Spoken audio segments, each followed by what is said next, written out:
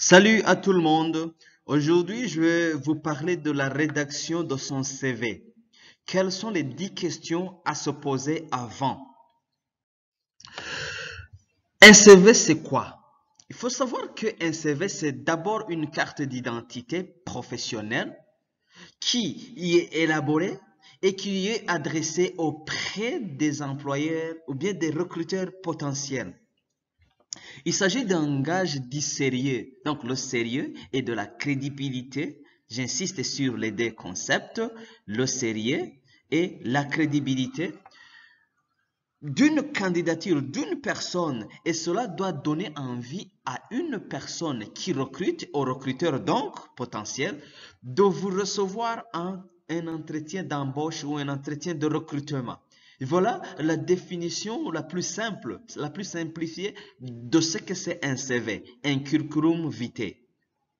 Il s'agit alors d'un court résumé du bagage scolaire et ou universitaire, des atouts et des expériences professionnelles, et cela pour un candidat. Un CV doit être personnel. Un CV appartient à un candidat au recrutement. Et donc, il ne faut pas vous lancer à rédiger un CV sans toutefois penser à un certain nombre de questions. Et c'est l'objectif de cette présentation. Alors, avant de vous donner ces questions, on peut se demander, un CV, c'est pourquoi? Pourquoi est-ce qu'il nous faut un CV? Un CV, c'est un document qui doit accompagner la demande écrite de candidature. Vous avez rédigé votre lettre de demande d'emploi ou bien une lettre de motivation pour un poste donné. Il faut accompagner cette lettre d'un CV, d'un curriculum vitae. Et ça, c'est important. C'est un élément donc d'accompagnement de la demande de candidature. Ensuite, le CV est un élément de motivation des recruteurs. Quand les recruteurs voient à première vue votre CV, s'il ne parvient pas à vous recruter, s'il n'a pas envie même de lire votre CV, c'est que vous avez mal rédigé votre CV. Donc, le CV doit être considéré comme un élément de motivation pour que vous soyez recruté, pour vous proposer un entretien d'embauche.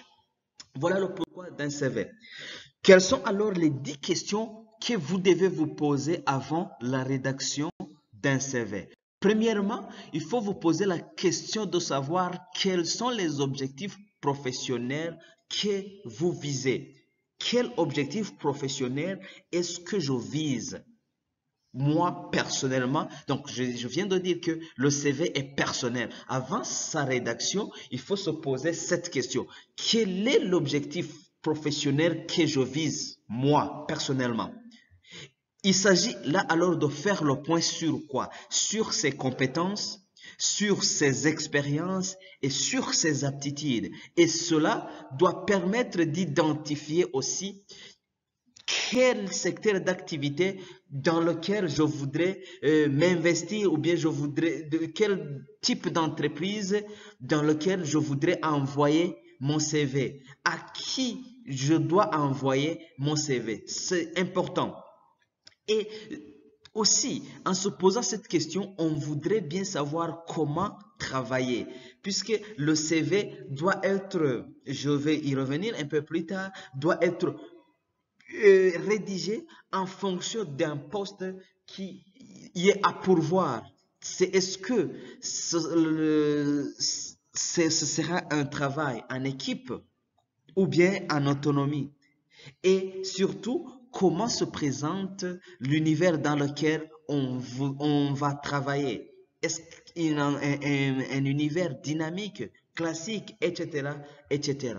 Voilà les quelques éléments de clarification de la première question à se poser avant la rédaction de son CV. Et surtout, ces critères-là permettent de définir l'objectif professionnel personnel.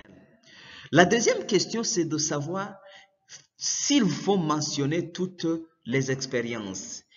Il faut vous poser cette question, faut-il mentionner toutes mes expériences dans mon CV? Il faut savoir que mettre en valeur tout ce qui montre vos compétences pour l'emploi auquel vous aspirez est important.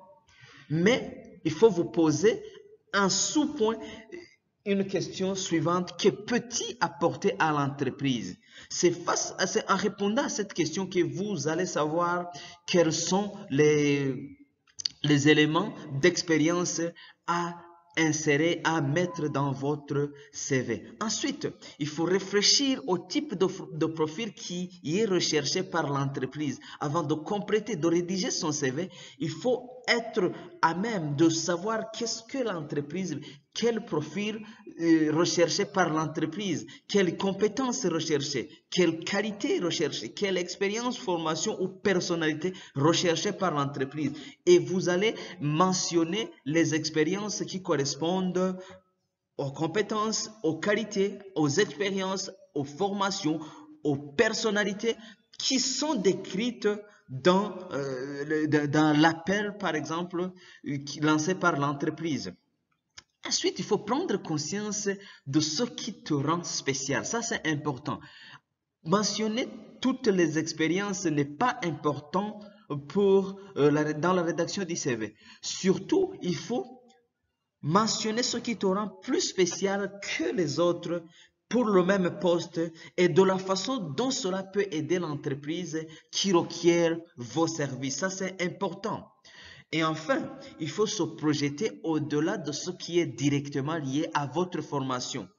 Il faut mentionner des expériences qui vont au-delà de votre formation, les expériences acquises, mais surtout des expériences qui peuvent aider l'entreprise, les expériences que vous vendez à l'entreprise, quitte à ce que le recruteur vous prenne pour un entretien d'embauche. Et surtout, évitez de mentionner rien que votre niveau de formation ou bien des informations en rapport avec une partie de vos activités exercées. En troisième lieu, il faut se poser la question de savoir comment attirer l'attention du recruteur. Pour répondre à cette question, votre CV doit être un document de marketing personnel. C'est un document qui vous vend, qui vend la personne à qui appartient le CV.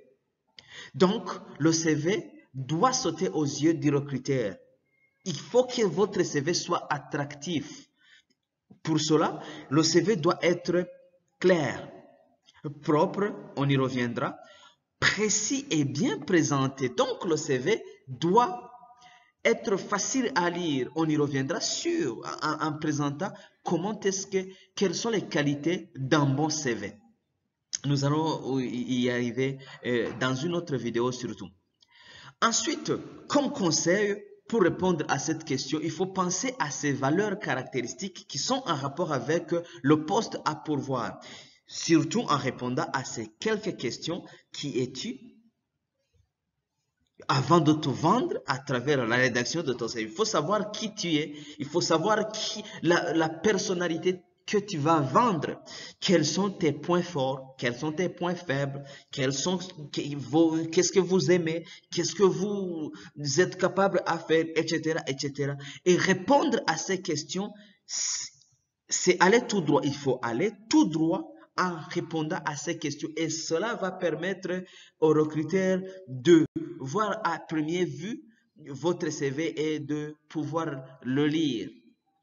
En quatrième lieu, il faut vous poser la question de savoir si vous pouvez gonfler votre CV. Est-ce que vous pouvez donner plus d'informations dans votre CV? Il faut savoir que si vous mettez des informations qui sont erronées, donc trichées, ça c'est votre affaire, c'est un problème que vous voulez vous créer. Tricher sur ses compétences et ses expériences est très périlleux pour le candidat et ça risque de décrédibiliser votre candidature parce que voilà, il y a le risque de perdre de la confiance du recruteur, surtout quand il va découvrir cela.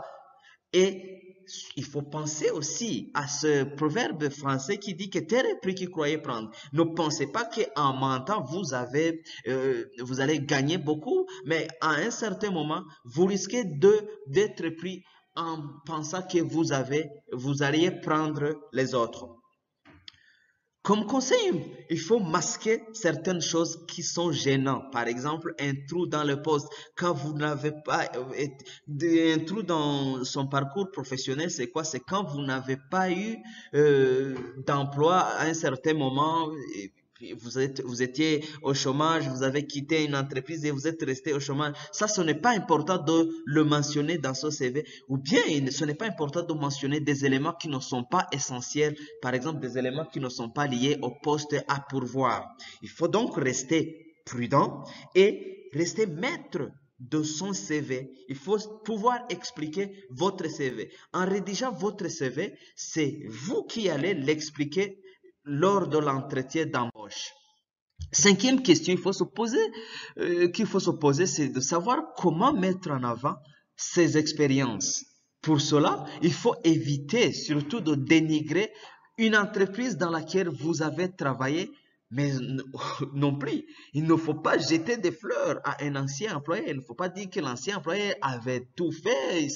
Donc, vous avez eu des succès, beaucoup de succès, alors que ça n'est rien. Donc, évitez tout cela. Évitez d'une part de dénigrer une entreprise dans laquelle vous avez travaillé, mais aussi il faut éviter de jeter des fleurs, il faut éviter de glorifier, de parler de gloire de l'entreprise, de votre ancien employeur.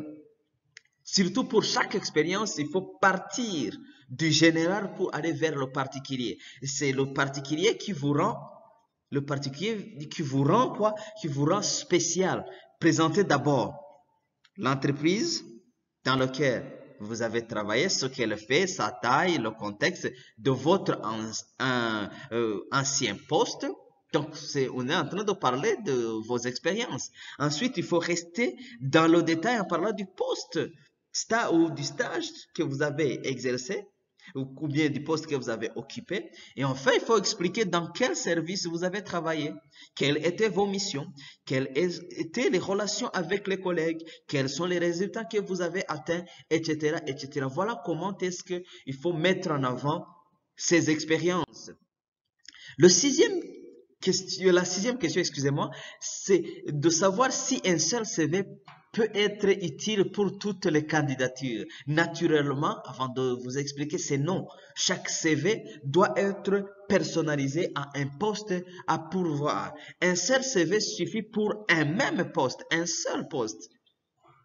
D'autant plus que si vous avez peu d'expérience à mentionner, ça c'est possible. Mais puisque les postes sont souvent personnalisés, je vous conseille de personnaliser vos CV pour deux postes différents. Voilà, pour des postes différents à secteur d'activité identique, vous pouvez éventuellement modifier le titre du CV. Voilà, surtout modifier le titre si vous n'avez pas beaucoup d'expérience à expliquer. Vous pouvez modifier rien que le titre, mais chaque fois il faut penser à la personnalisation de votre CV. Attention, attention.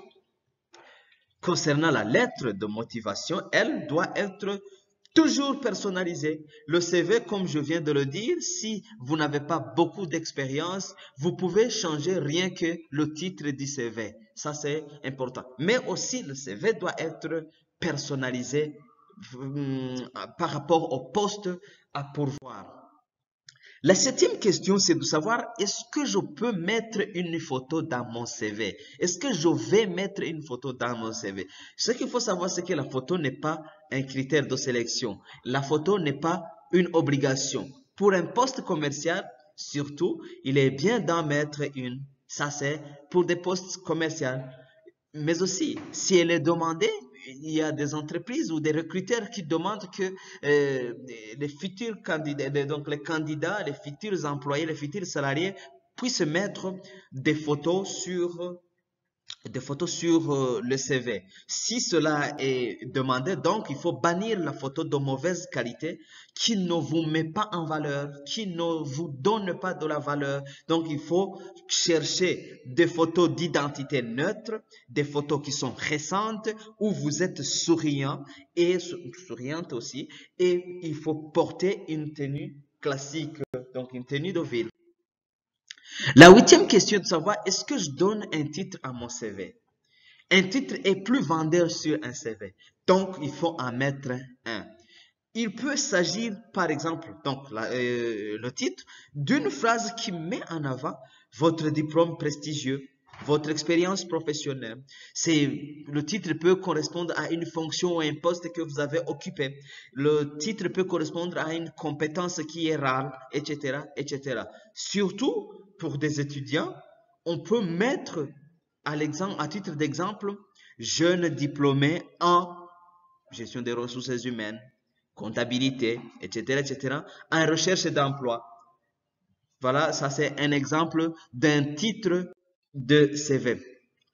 La neuvième question, l'avant-dernière question, est-ce que c'est à se poser, c'est de savoir mon CV doit-il tenir sur une seule page? Voilà, les réponses sont là.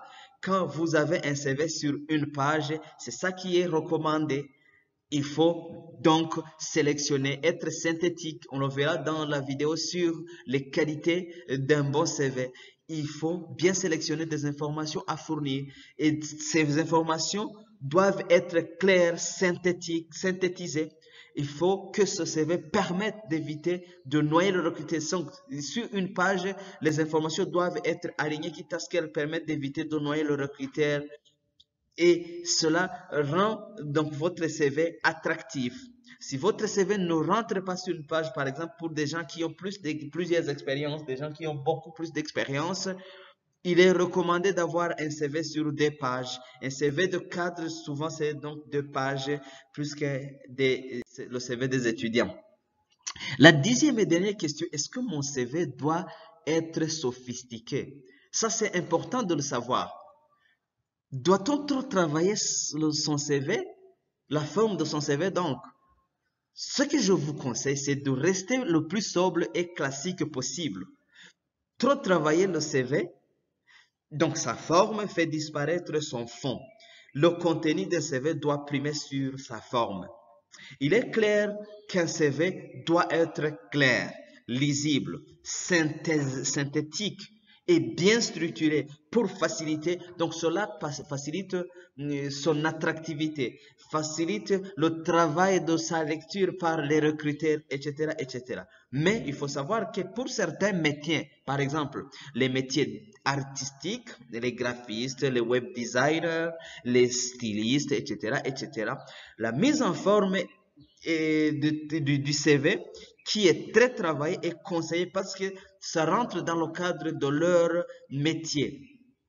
Donc, c'est une façon de valider ou de motiver votre capacité à créer ou à dessiner. Donc, c'est important pour ce type de métier. Voilà, enfin, une série de 10 questions à se poser avant de rédiger, avant de penser à rédiger son CV. Et c'était Richard Ndaïchimier qui vous présentait. Merci de votre écoute. Pour tout contact, voilà l'adresse email et je vous remercie.